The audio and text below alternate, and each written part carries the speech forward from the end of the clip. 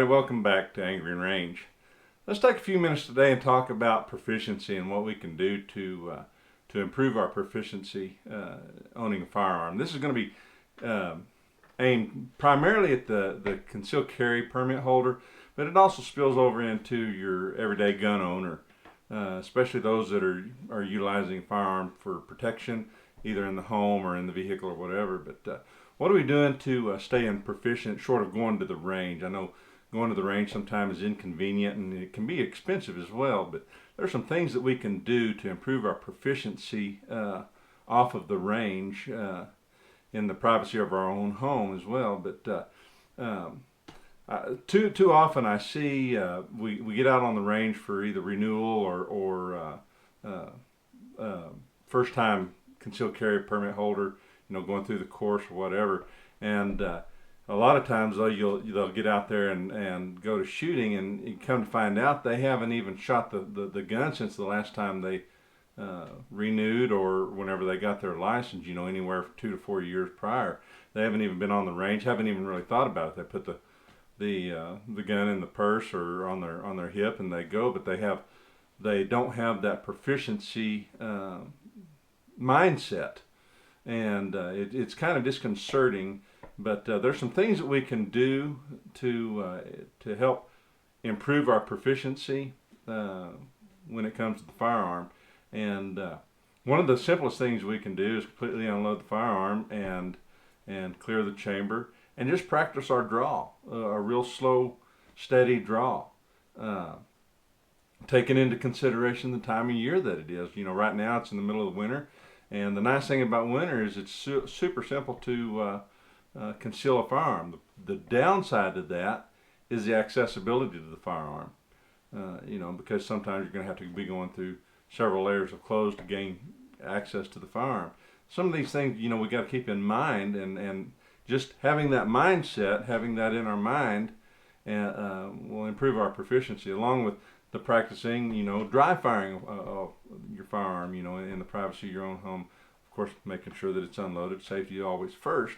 But again, accessibility to your firearm, getting that muscle memory built up, just 10, 15 minutes a day, 2 or 3 times a week, you would see a massive improvement in your proficiency. Too often you hear people, well, I'm really proficient with my firearm, and they go out to the range and yeah, they can hit, put one bullet in, in the same hole time after time, but they're real clunky on getting the firearm out and into service. So that's one thing we can do. Remembering our trigger finger discipline. Oftentimes out on the range I'll see people, draw their firearm, and before they even get the weapon completely unholstered, their fingers going into the trigger guard. And unfortunately we always hear and see the stories of people drawing their firearm in a hurry and shooting themselves in the leg or the foot, and unfortunately, if they're like an appendix carry, in the groin or in the leg and the femoral artery, and that's pretty much the end of that. And it's just lack of proficiency. And but those are some of the things that we can do. So the other thing that we need to take into consideration as far as proficiency with a firearm is our mindset. Just staying vigilant in all of our surroundings. I mean, that will be a big contributing factor to our proficiency. The what if syndrome, or not actually a syndrome, but the what if, what if somebody comes through that door? What if this and what if that? Take those things into consideration. Just staying vigilant at all times. Like when you're pumping gas, you might have that 45 in the glove box, but if you're not, if it's not accessible, then it's really not doing you any good in the glove box. When you're standing there pumping gas, are you in your own little world, or do you have your back against the vehicle and kind of scanning the situation? Now, we live in a small community where our crime rate is pretty small, but we still need to take those things into consideration.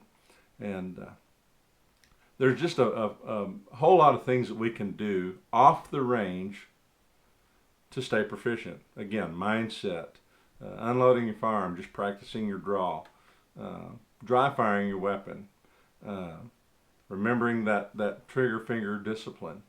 There's so many things that we can take into consideration. Another thing to take into consideration too is the condition of your firearm. How often have we bought a firearm? It's going to be our concealed carry gun. We strap it on our hip, and we go 6 or 8 months and not even think about it. We pick it up, put it on every day. What about how dirty that firearm's getting just wearing it on our hip? Well, I haven't shot it. Well, have you considered all the gunk and the muck and the lint that's getting into your gun just by strapping it on? Those are some of the other things that we can think of whenever we think about proficiency. You know, the condition of your firearm. And if you don't believe me, wear a 1911 for a year without doing anything to it and go shoot it. See how much lint gets in the hammer well, and see how well it operates then. Those are just some of the small things that we can think of, you know, that we can do to improve our proficiency. Some of the other things that we can do is obviously range time. And here at Angry and Range, you know, I've got a small little range here, and if you're watching this, you're probably friends of mine, and my range is open pretty much all the time. If you need some range time, give me a call. Come out. You know, we'll set up some targets and get on range. Another thing that we can do is seek out some additional training. And so we're here at Angry and Range. We're also working up a program, advanced handgun, and some of the things that we're going to be going through on this advanced handgun. It will be a curriculum-based